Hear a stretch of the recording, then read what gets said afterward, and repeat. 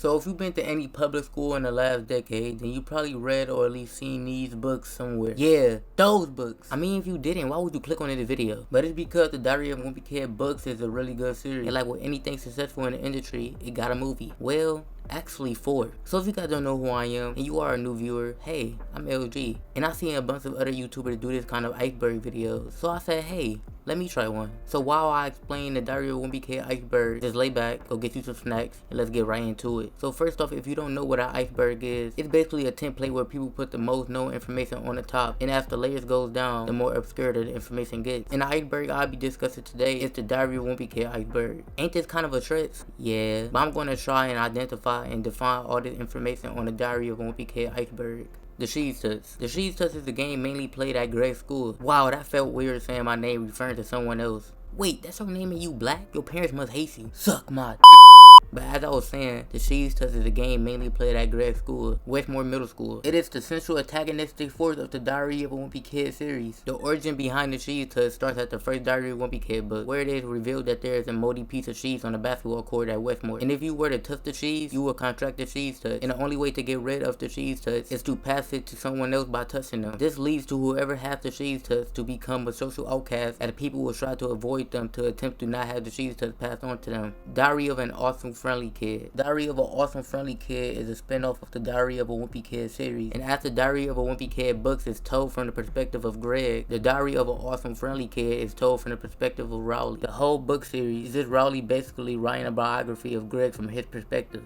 Zooey Mama. Zooey Mama is a comic that first appears in the first Diary of a Wimpy Kid book. The comic is created by Greg and Rowley, and the whole idea behind the comic is that there will be a build up to a joke and then the punchline will be a guy saying Zooey Mama. Disney Plus series. On December 10th, 2020, Disney announced that they will be working on a new movie adaptation of Diary of a Wimpy Kid. Unlike the previous Diary of a Wimpy Kid movies that were live action, this movie will be animated. Honestly, why wasn't it this way from the start? It's announced that it's going to be released this year, but no official release date had been made yet. Movies? What? Okay, I think this is just literally talking about like the Diary of a Wimpy Kid movies and how they exist. The Long Call movie hate. Diary of a Wimpy Kid, The Long Call. It's the 4th movie in the Diary of a Wimpy Kid series, and it is just plain out bad. And in general, people just don't like it, including me. They changed a lot of the actors from the older movies, and a lot of people just did not like that, again, including me. And the movie just sucks overall. The other Diary of a Wimpy Kid movies, you can enjoy them because it was actually enjoyable, and the actors actually looked their part. Merchandise. I think this entry on the iceberg is just referring to the Diary of a Wimpy Kid merchandise. You know, with the Diary of a Wimpy Kid series selling over 250 million copies, of course there's going to be merchandise to come along with it. You know, some of it's pretty normal stuff, but it's also some weirder stuff that just doesn't work.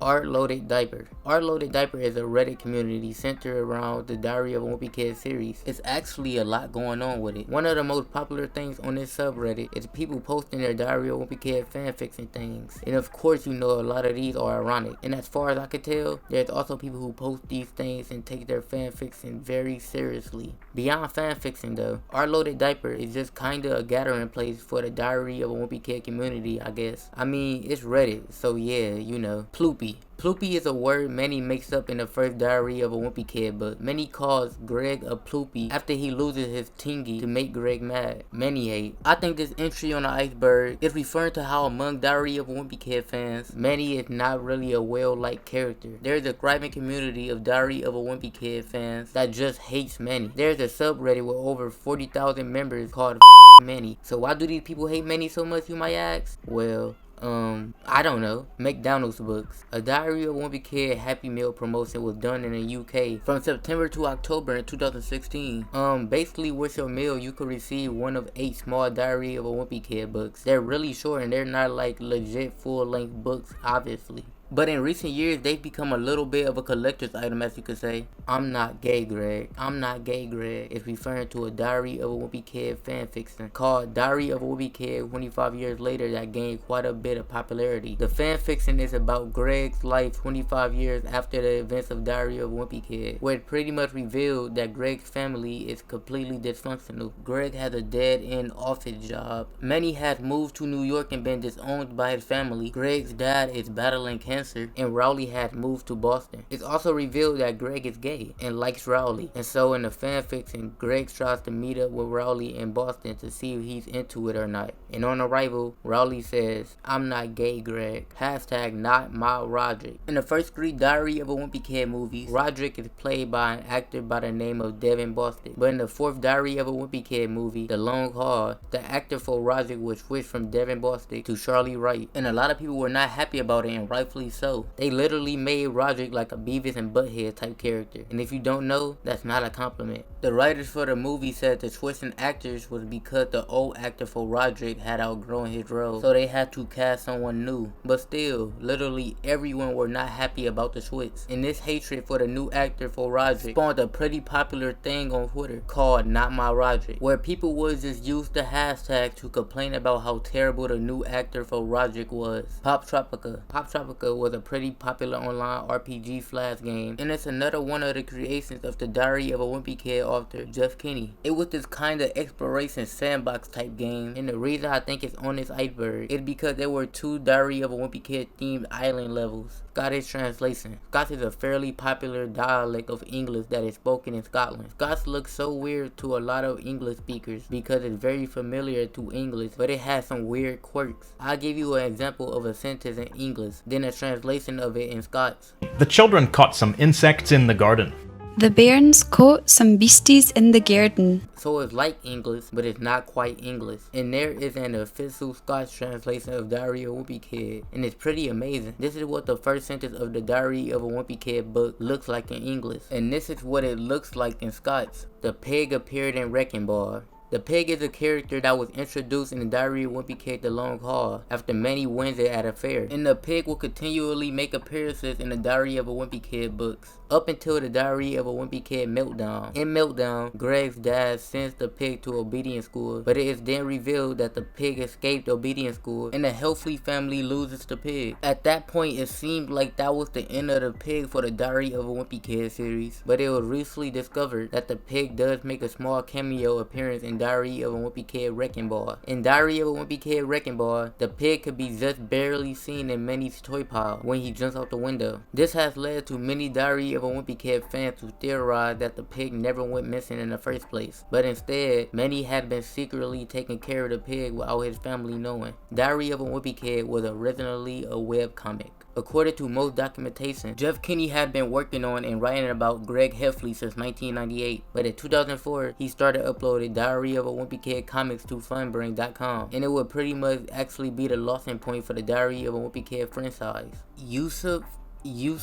I can't say this word, I'm just gonna let Google say it. Yusuf Ali maceraları. This entry on the Iceberg just translates to the adventures of Yusuf Ali, and it's basically just a Turkish ripoff of Diary of a Wimpy Kid. The book series really doesn't even try to hide it at all. It follows a similar story structure to Diary of a Wimpy Kid, and it had very similar character dynamics. It's just a Turkish version of Diary of a Wimpy Kid. Cancelled Cabin Fever special. In December 2012, Jeff Kinney announced that there was work being done on an animation adaptation of Diary of a Wimpy Kid Cabin Fever that was announced to be aired around Christmas 2013. In August 2013 though, Kinney stated that it will be a half-hour television special and it will be pushed back to be aired on Fox in late 2014. Well, 2014 kinda came and went, and the movie literally never happened. It's probably possible though that work that had been done on this animation adaptation of Cabin Fever is probably going into the new Diary of a Wimpy Kid movie that Disney is working on. Ickdoof. Jeff Kinney, the creator of Diary of a Wimpy Kid, went to the University of Maryland, and Ickdoof was a comic that Jeff Kinney made for the University of Maryland's campus newspaper. Apparently, it was super popular on a college campus. However, according to most sources, when Jeff Kinney left the University of Maryland, and when he tried to get his comic into newspapers and get published, he would just continuously get rejected. No one wanted the Ickdoof comic, and because of that, he ended up moving on to Diary of a Wimpy Kid. Well, at least that became successful. The Ickdoof comic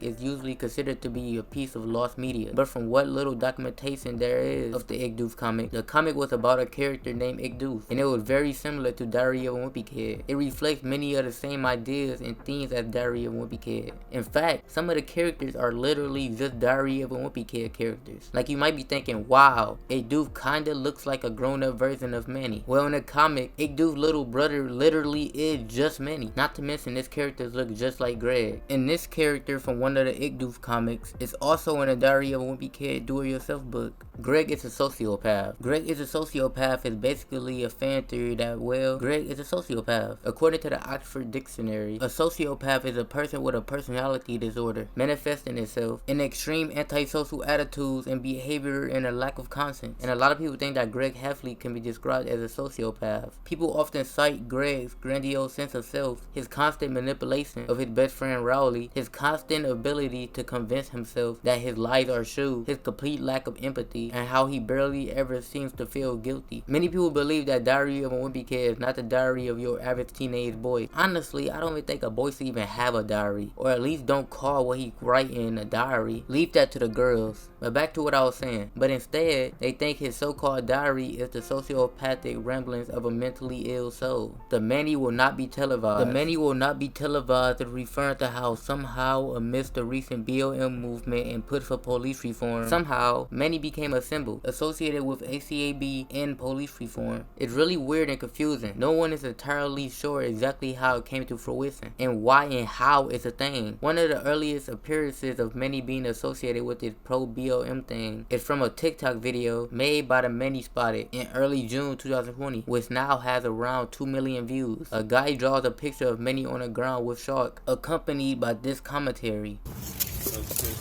The Manny will not be televised, man. The Manny will not be televised. Look, pissed off the Manny. Look how mad he is. He's tired of police brutality. He's tired of American imperialism. That, man, he's tired of curfews too. It gained a lot of traction, and I think this is kind of where this thing started. Like after that, you could start seeing pictures of mini graffiti combined with phrases such as fuck well, or revolt, or BLM, or ACAB, like just spray painting on random walls and stuff. There is a couple theories as to why and how this happened, and why it keep happening. A post has been shared around by many supporters of the Manny account that tries to explain the whole situation. And the post looks something like this. The Manny is not a radicalized hate symbol. It started as a joke, but it's come together as a symbol of like-minded people who seek change. It's something to bring a smile amidst a serious movement, while still supporting the sentiment of the people. In World War II, Kilroy was used by soldiers to build morale in their fight against totalitarianism, and we seek to do the same. Keep protesting, keep donating, keep sharing, keep signing, and keep growing up the Manny. No justice, no peace. Another theory I've seen thrown around though about the situation is that people were purposely associating BLM and ACAB with Manny in an attempt to bait certain groups into labeling Manny as a symbol of violence. I mean, their thinking being that, well, certain groups of people are going to start labeling BLM or ACAB as violent groups, can we by extension bait them into labeling Manny as a symbol of violence? Mainly because it would just look funny, I guess. It's crazy though, because there's actually a change.org petition with over 1 million signatures that's pushed to change the American flag and national anthem to something that more reflects the values of the Black Lives Matter movement. And you want to know what the flag looks like? It looks like this. This gotta be a show or something. There's literally no way. I'm not sure if this situation is a good thing or bad thing or both or neither, but it's actually crazy that people actually signed the petition. So this is the end of the video. If you guys enjoyed this video, make sure to hit the subscribe and like button. It'll help me out a ton. Put in the comments what you guys want to see next. And so with all that being said, I love you guys. Peace.